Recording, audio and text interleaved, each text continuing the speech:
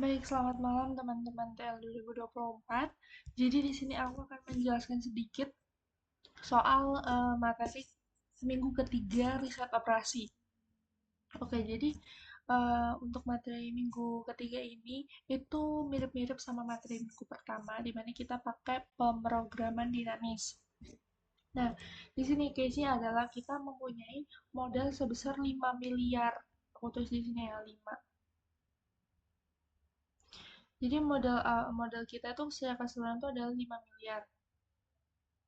Dengan perinciannya itu kayak di tabel ini. Ada 3 pabrik dengan 4 proyek.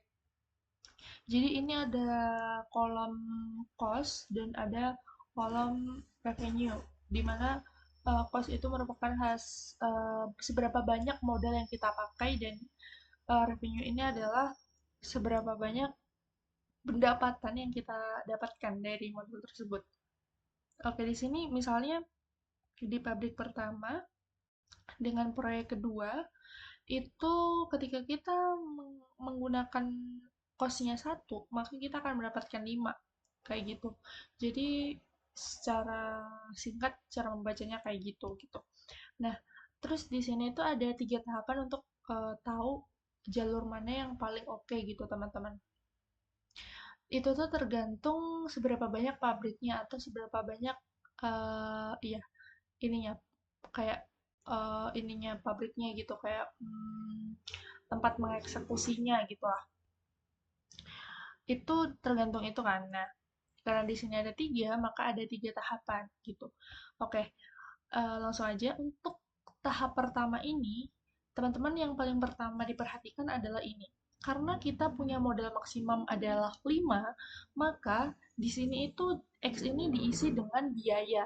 Maka kita isi sampai angka 5, dari 0 sampai angka 5. Seperti itu ya, teman-teman. Nah, kemudian tahap satu ini akan mewakili pabrik satu. Jadi, kita lihat di pabrik satu ini ada proyek berapa aja. Di pabrik satu kan cuma ada proyek satu 2 3. Maka di sini ditulis pabrik satu proyek satu, pabrik satu proyek 2, pabrik satu proyek 3. Kayak gitu, teman-teman. Terus yang diisi di sini tuh apa sih? Yang diisi di tabel-tabel ini adalah pendapatannya. Jadi cara ngisinya adalah kita cocokin. Ketika kos yang kita pakai adalah 0, pendapatannya adalah 0. Oke, ketika kos, ini kos ya teman-teman, ini semua kos. Ketika kosnya 0, maka pendapatan kita adalah 0. Oke, di proyek satu ya, di proyek satu. Maka ini ke bawahnya 0 semua. Oke, lanjut kita lihat di proyek 2. Ketika kos yang kita pakai adalah 1, maka pendapatan kita adalah 5. Oke, di proyek kedua, ketika kosnya 1, pendapatannya 5. Oke, berarti ke bawahnya 5 semua, teman-teman. Oke, yang ketiga, di proyek ketiga, ketika kosnya 2, maka pendapatannya 6. Berarti di proyek ketiga, ketika kosnya 2, pendapatannya 6. Oke, ini diisi ke bawah. Lalu ini seperti biasa kita cari nilai terbesar dari baris tersebut. Ini 0, ini 5, ini 6, 6, 6, 6, 6. Oke, ini adalah merupakan proyeknya. Ini dari proyek berapa nih? 0 dari proyek satu, 5 dari proyek berapa? Dari proyek 2, 6 dari proyek berapa? Dari proyek 3, gitu. Oke, lanjut ke tahap kedua nih, teman-teman. Pengisiannya tetap sama ya kak tadi. Jadi karena di sini ada 1, 2, 3, 4, ada 4 proyek terisi penuh, maka di sini juga ada 4 proyek. Pabrik 2 proyek 1, 2, 3, 4. Oke, pengisiannya sama. Di proyek pertama, kosnya 0, pendapatannya 0. Di proyek pertama, kosnya 0, pendapatannya 0. Kita lihat yang bagian kiri ya, teman-teman. Oke. Di proyek kedua, kosnya 2, pendapatannya 8. Di proyek kedua, kosnya 2, pendapatannya 8. 8, 8, 8 semua. Oke, bisa dipahami ya teman-teman. Langsung aja. Kosnya 3, pendapatannya 9, maka ditulis di sini 3, terus ditulis 9 sampai bawah. 4, 12, maka 4, 12. Oke ya. Kalau misalnya atasnya ini kayak ke skip gitu teman-teman, maka itu di strip aja. Oke. Terus ini penjumlahnya dari mana?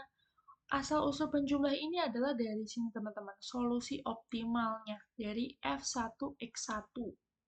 Oke, jadi ini dipindahkan ke sini, disesuaikan.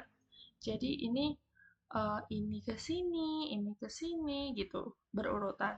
Terus yang di sini juga sama, ini ke sini, ini ke sini, ini ke sini, ini ke sini. Semuanya penjumlahnya sama, berasal dari sini. Karena dari tahap 2 ya, berarti asal usulnya dari tahap 1 gitu. Terus penentuan ini juga tetap sama teman-teman. Dilihat di baris ini itu paling gede berapa nih nilainya, paling gede berapa. Semisal ada double gini gimana? Ya tulis aja 2 dan 3 dari proyek kedua dan proyek ketiga. Ini karena nilainya terbesarnya sama gitu. Oke, selanjutnya di tahap ketiga ini merupakan tahap terakhir ya teman-teman. Tahap ketiga tahap terakhir, berarti kita harus kasih batas di 5. X-nya kita isi 5. Semisal nanti modalnya 8 miliar dengan pabriknya ada 4 gitu. Maka tahap tiganya akan tetap sama kayak gini teman-teman. Akan tetap sama menjumlahkan gini dengan 0 sampai 5 kosnya. Baru di tahap keempatnya akan X-nya X4-nya akan diisi 8 gitu aja. Tapi karena di sini pabriknya cuma 3, maka tahap ketiga sudah langsung kayak gini. Sudah langsung X3-nya ditulis 5. Karena biaya maksimumnya tadi 5 gitu. Misal 8 ya udah diisi 8 gitu. Gitu ya teman-teman. Oke. Pabrik 3 itu proyeknya cuma 1 sama 2. Berarti di sininya pabrik 3 proyek 1, pabrik 3 proyek 2. Oke. Terus di sini diisi dulu teman-teman sama pendapatannya. Di sini kan 0, berarti ditulis 0, di sini 3 ditulis 3. Oke, sudah. Sekarang kita harus cari tahu berapa penjumlahnya. Caranya adalah dengan cara kita balik lagi ke sini. Tadi kan ini pendapatannya 0 nih. Oke, kos yang dipakai berapa? 0. Kita punya limit 5, berarti kita masih punya 5 lagi. Nah, 5-nya ini kita lihat di tahap sebelumnya, yaitu tahap kedua. 5 itu kalau ditarik garis, berapa? 17 kan? Ini dapatnya 17, F2, X2-nya. Berarti ini jumlah dengan 17, teman-teman. Oke? Selanjutnya, di P3 proyek 2. Ini kan pendapatannya 3 nih. Berapa kos yang dipakai? 1. Kita punya limit 5, berarti kita masih punya 4 lagi. Coba kita lihat di tahap sebelumnya, 4.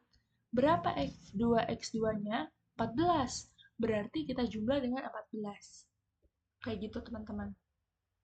Dari sini ternyata kita tahu, oh sama ini 17 dengan 17. Berarti kita bisa pakai 1 maupun 2 gitu.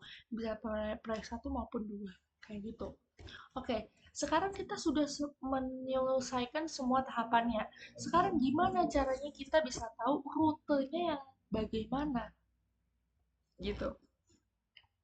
Oke, kita bisa coba satu persatu ya teman-teman. Kita bisa coba startnya di satu atau kita juga bisa startnya di dua. By the way, ini akan menghasilkan backward. Jadi kita nanti misalnya kita pilih satu, maka satu ini akan kita tulis di belakang. Kayak gitu. Misal kita satu dulu nih teman-teman. Satu. Kita lihat di satu pabrik berapa ini? Tahap 3 berarti pabrik 3 ya. Yang proyek satu. Kita lihat.